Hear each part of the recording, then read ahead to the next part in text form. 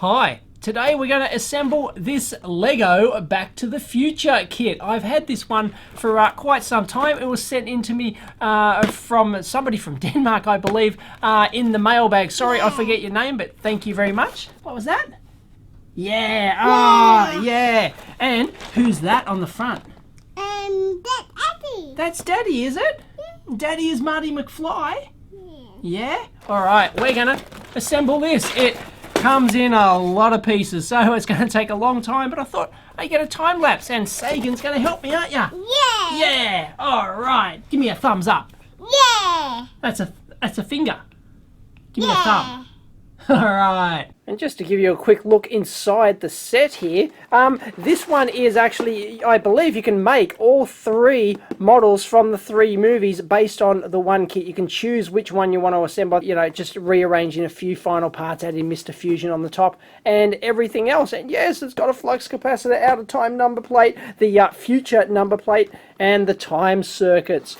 Brilliant. So, inside you get this awesome instruction manual, like step by step. It's absolutely phenomenal. So it's going to take us at least a couple of hours, and a little bit of history there, and also Michael J. Fox, of course. Parkinson's his foundation has raised over $300 million. Oh, unbelievable. Guy's an absolute legend. So we're going to follow this step by step, but look at the pieces. I mean, these are a lot of individual pieces. Absolutely ridiculous, the amount of pieces in this kit. There's the flux capacitor, there we go. And it doesn't actually tell you, I don't think, which bag contains what pieces, so I'm not sure if we rip them all open to begin with or what, but anyway, here we go. Alright, now we have to follow the instructions step by step to build it, yeah? Yeah. Alright, this is going to take a long time, okay? Yeah. Are you going to stay with me? Yeah. Open. Okay. Okay, that's a lot of little pieces, dude. Yeah. They're only tiny. They're only tiny, aren't they? No, it looks like you have to pour all of the items out. Onto, even like the first page here has like things in 3 different bags. So, the first step. So, yeah. And that one. That's it there. Wow. Oh, yeah. Yeah. There's a baseboard in that packet. Ah, a baseboard. And there's different coloured blocks, so you got to be careful and follow that on the early steps. By the looks of it, I'm assuming it's important, but yeah, you do have to keep the colours correct, and you definitely have to tip all the bags out. I've had to, just in the first 4 steps, I've had to use all 4 bags, so there you go.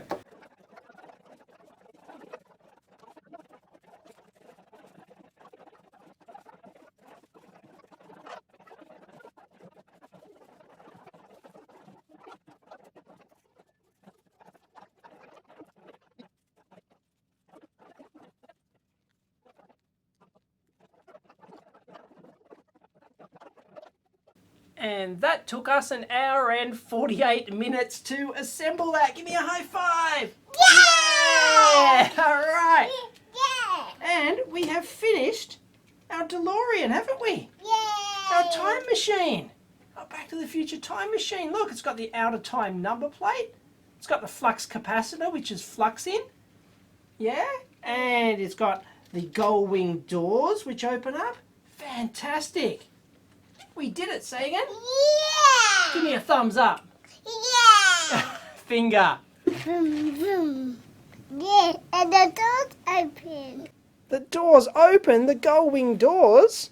Yes. Wow. Well, there we have it. There is the completed time machine. And I know some people have complained, oh, it doesn't look that terrific, you know, or authentic. But I'm telling you, well, I sort of thought the same thing as well. Like, at the first time I saw it, it didn't look as good as the original models or something that people came out with. But after building this thing, which took me almost 2 hours, I have a much better appreciation for just the engineering involved in actually developing this thing and how everything works and everything fits together. The gull wing doors are fantastic like this. And of course inside we have our time circuits, which are set to the date of when the first Lego brick was manufactured. There we go, 1958. So that's the date that they've actually set inside this thing. And the attention to detail is actually really quite impressive. And I love how it all came together. I didn't have a single missing piece at all. And I love how the vents at the back, they split and can angle it, you know, pretty much any angle like that. It went together fantastic. And of course I built... Vroom, vroom. Vroom, vroom. Yeah, Sagan. I built the 1985 original first movie time machine, of course. But of course you get all these spare bricks over there. There they all are. And you get all those so you can make any of the other two versions. And the door's open. That's right. Is that a really good model? Yeah. And here's Doc Brown and Marty, and I'm not sure what sort of expression Doc Brown's got there, but he's, I don't know, he's running from the Libyans or something. He's really terrified. My only complaint is that they don't really fit that well inside the actual car itself. They don't sit that terrific in there, but yeah, I think they're probably a bit, I don't know about oversized, just not well engineered to sit inside there. They do though, but yeah, it's not that terrific. But everyone wants to see the flux capacitor, of course, and actually the attention to detail. They've got the original, you know, the label things on there, just like Doc Brown did. It looks really good, and it's probably as good as you can expect from a Lego model, I think. I mean, it's just... It came off. Oh no! No, we lost Marty's lost his head. There we go. All right, must be changing the timeline. And no, but it really is good. I'm happy with this, and the way that the wheels rotate like this, fantastic. And how it all comes together in the end, you really get an appreciation for how much work must have went into actually designing this model. You know, so my hat's off to the people at Lego who manufactured this thing. It really is something else. And of course, if you're a Lego fan, you're going to want it. And if you're a Back to the Future fan, you're going to want it even more. It's fantastic, isn't it, Sagan? Yeah. Yeah, and we did it, didn't we? Give me a high five. Yeah. All right. And Sagan's going to enjoy playing with his time machine, aren't you? Yeah. That's awesome. So there you go. I highly recommend the Lego Back to the Future kit. If you don't have it, allow it 2 hours to assemble it. It got a bit more difficult towards the end there. You know, just finding the parts. Sometimes I actually just skipped ahead a bit, hoping that the little part had come out in the wash, and it did. We finally got it. Whoops, wonky wheel there, Sagan. Look out. Oh, this one's not, hasn't gone to the future yet to get the hover conversion. No, it hasn't, has it? No, so this one has to run on ordinary gasoline because, yeah, the plutonium only powers the time circuits and the flux capacitor, doesn't it? And I love the hinge mechanism on the doors like this. The gull-wing doors, they just went together like a dream. They really did. And you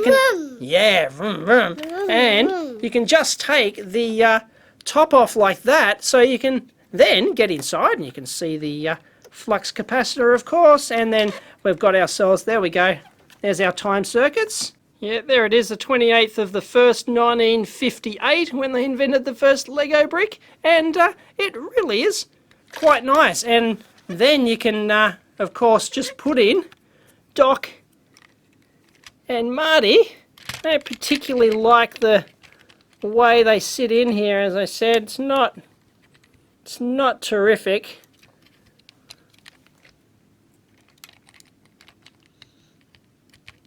As you can see, I am having a bit of difficulty sticking them in there, but they do go in.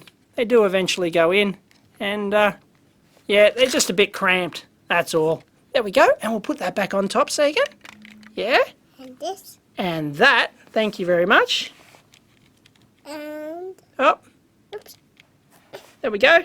There. And they're in. And we're off! Back to the future. When this baby hits 88 miles per hour, you're going to see some serious shit.